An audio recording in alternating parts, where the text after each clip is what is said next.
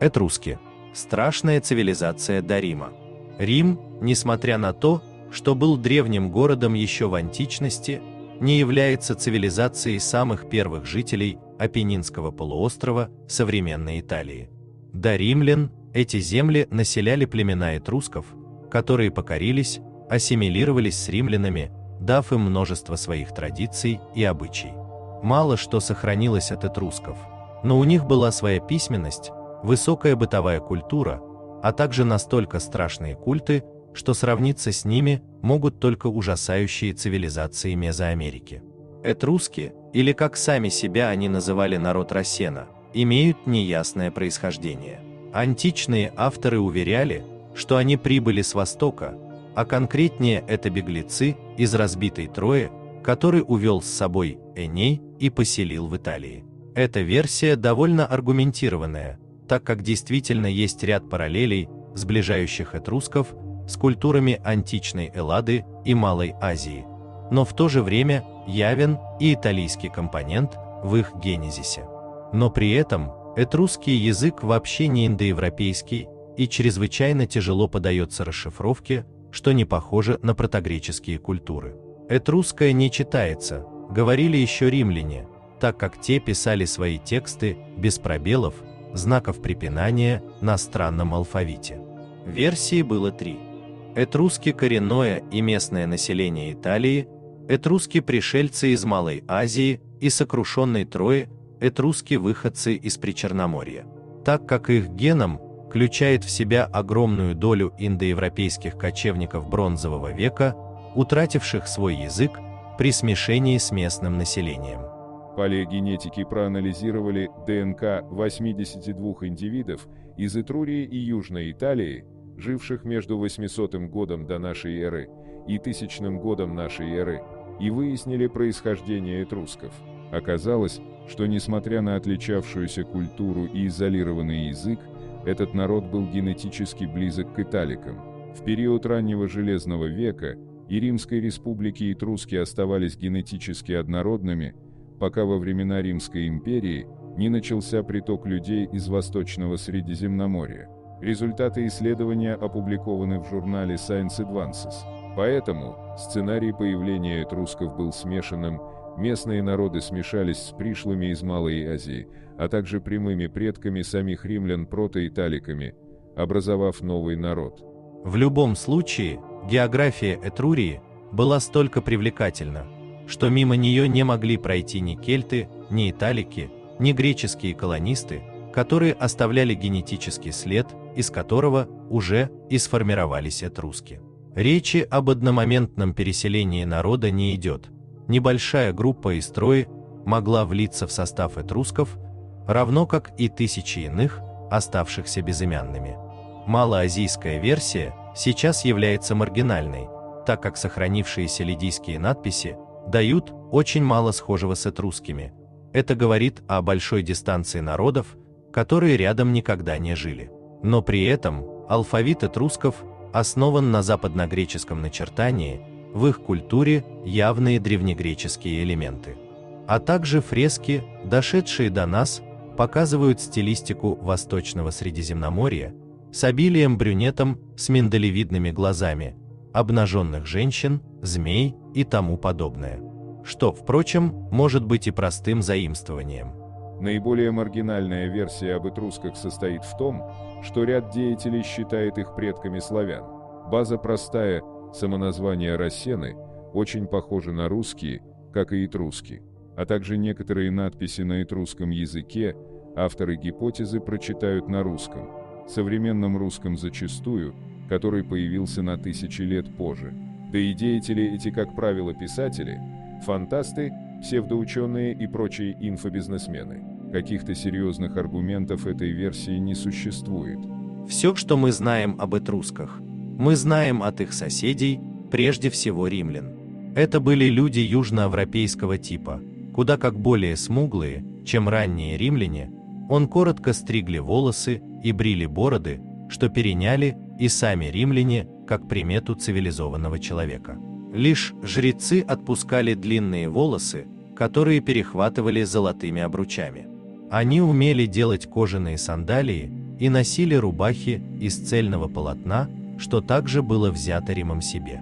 Странная религия этрусков представляла собой божества стихий и огромный, разделенный на 16 частей небосвод, в каждом секторе которого обитало свое божество.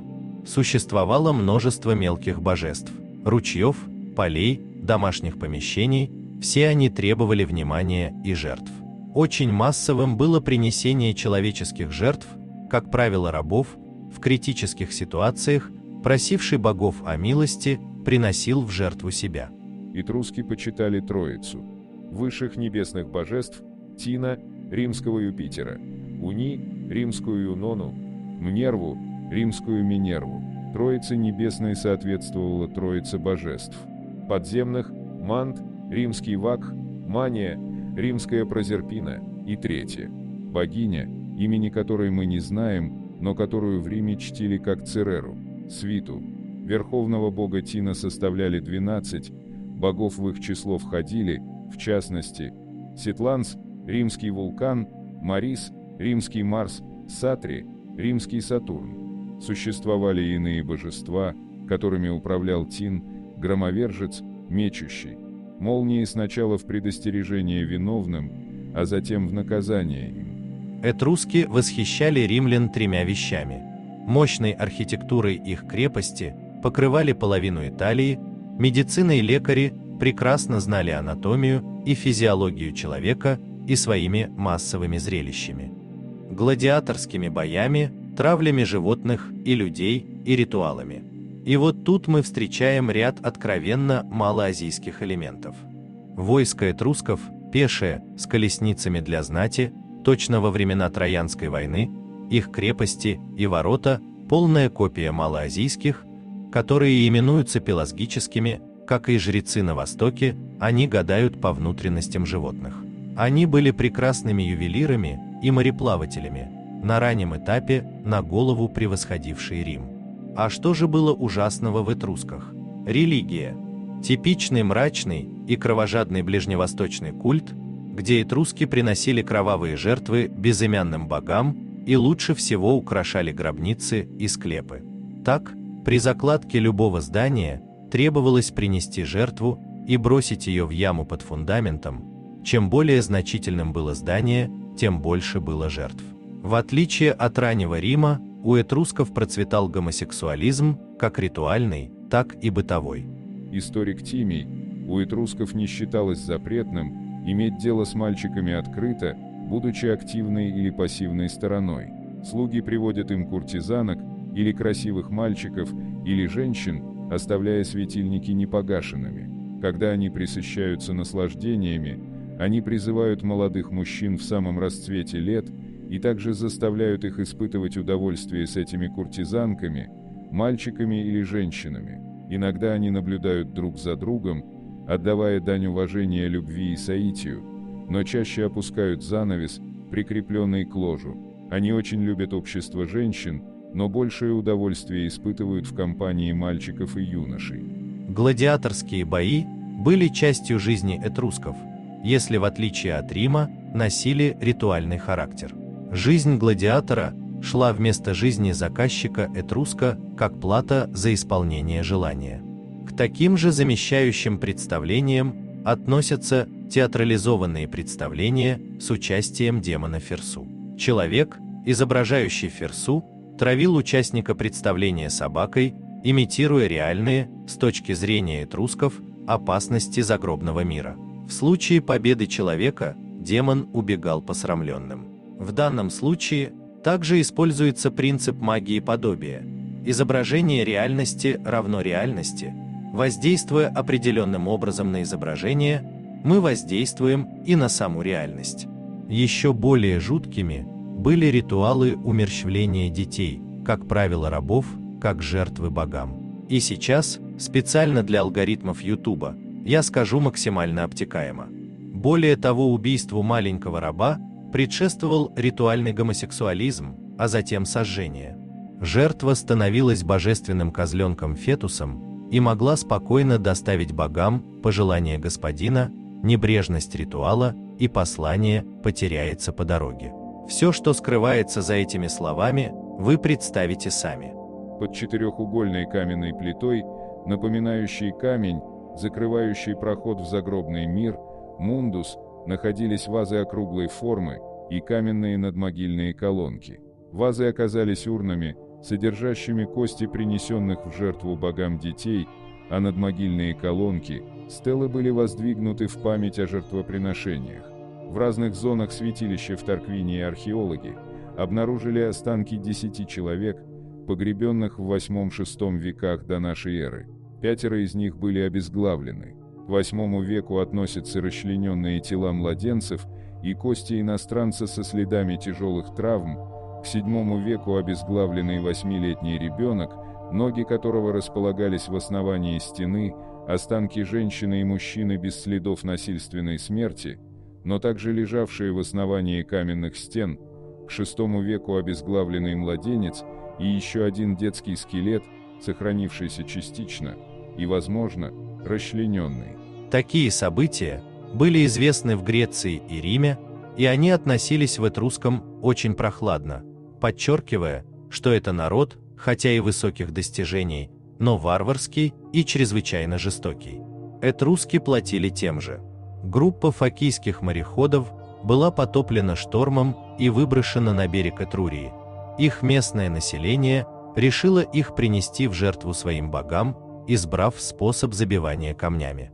И спустя годы этруски сокрушались из-за этого.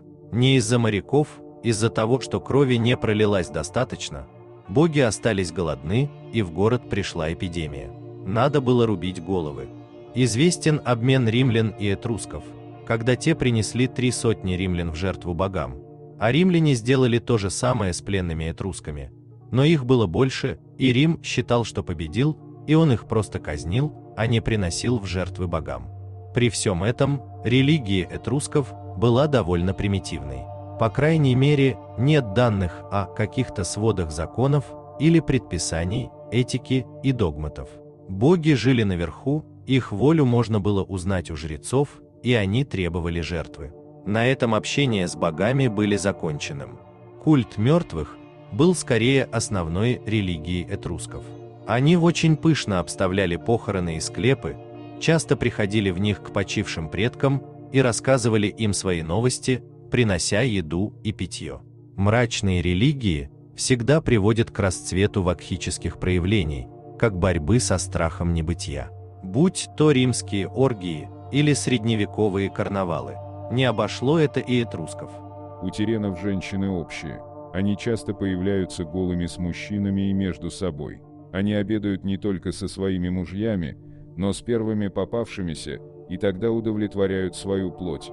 Тирены воспитывают детей, появляющихся на свет, не зная, кто их отец, Афиний 1570. Обычай таларийских игр, массовые эротические действия в Колизее были приняты Римом от этрусков. По мере римского поглощения Этрурии, они ассимилировались и постепенно становились не народом, а профессиональным сообществом. Гадатели, прорицатели, музыканты, ювелиры, кузнецы – основные занятия этрусков. Некоторая часть их воззрений была записана в священных книгах, которые до нас не дошли. Это были книги молний, Libri Fulguralis, книги Гаруспиций, Libri Харуспицини, а херонтовы книги, книги судеб и книги ритуалов, Libri Rituals. Сенека в своих естественных вопросах и Плиний Старший в естественной истории описывают, как изучались молнии. Молнии считались, как я уже говорил, посланцами неба, но надо было уметь читать эти послания. Для этого жрец, который занимался исследованием молний, рассматривал 3 вещи: в каком районе неба явилась молния, какого она была цвета, и если она ударила в землю, какой след она оставила на земле. Этруски считались некультурными родичами греков. У них не было философии и права, зато были пиры и гадания. В этом качестве их и принял Рим, сделав частью своих традиций и высшего класса. Последнее крупное упоминание этрусков касается гонений на христиан. Те считали, что гадатели служат тьме, а гадатели в ответ натравливали на них императора, который устраивал массовый террор христиан. Верховный жрец даже написал письмо блаженному Августину, описывая, что магия является обычным делом во всех частях мира. В Италии она приходит от нас, а христиане верят учению какого-то пророка из далеких земель, которого никто из них уже не видел. И тем не менее в IV веке нашей эры уже сам император запретил гадателей. Но спустя 100 лет Рим осадили вестготы, и, испробовав все средства, жители обратились к этрусским прорицателям. Те совершали ритуалы, однако эффекта не последовало, и более от этрусках не вспоминали. Такой была их цивилизация. Конечно, они не приносили тысячи жертв на пирамидах, как в Америке сотнями лет, но по меркам Европы это был темный и недобрый народ. Пишите, что думаете по этому поводу, насколько они могут быть предками русских и почетно ли это. Ставьте лайк и подписывайтесь на канал. Дорогие друзья, критики и те, кто видит мои видео впервые, хочу анонсировать вам перезапуск Boosty и Patreon на моем канале. Не секрет, что YouTube довольно жесткая система со строгой модерацией, как с точки зрения правил поведения, так и тематики видео. Многие темы являются табуированными, закрытыми, не подлежащими обсуждению, что сильно сковывает тематику. И поэтому на Boosty для россиян и на Патреоне для иностранных зрителей будут свободные видео на те темы, раскрытие которых на YouTube будет невозможным и грозит всевозможными карами. Например, есть ли отличия в интеллекте у разных расовых типов, красивы ли дети от браков разных народов или это миф, почему женщины предпочитают иностранных мужчин и как с этим связана биология, и вообще как ведется половой отбор и наследуются признаки, какова роль разных народов в революциях и войнах прошлых веков, почему Гитлер истреблял евреев, была ли советская власть благом для русского народа или истребила его, существует ли черный расизм, и многое-многое другое. Подписывайтесь на Boosty и Patreon и получайте доступ к эксклюзивному контенту и обсуждениям.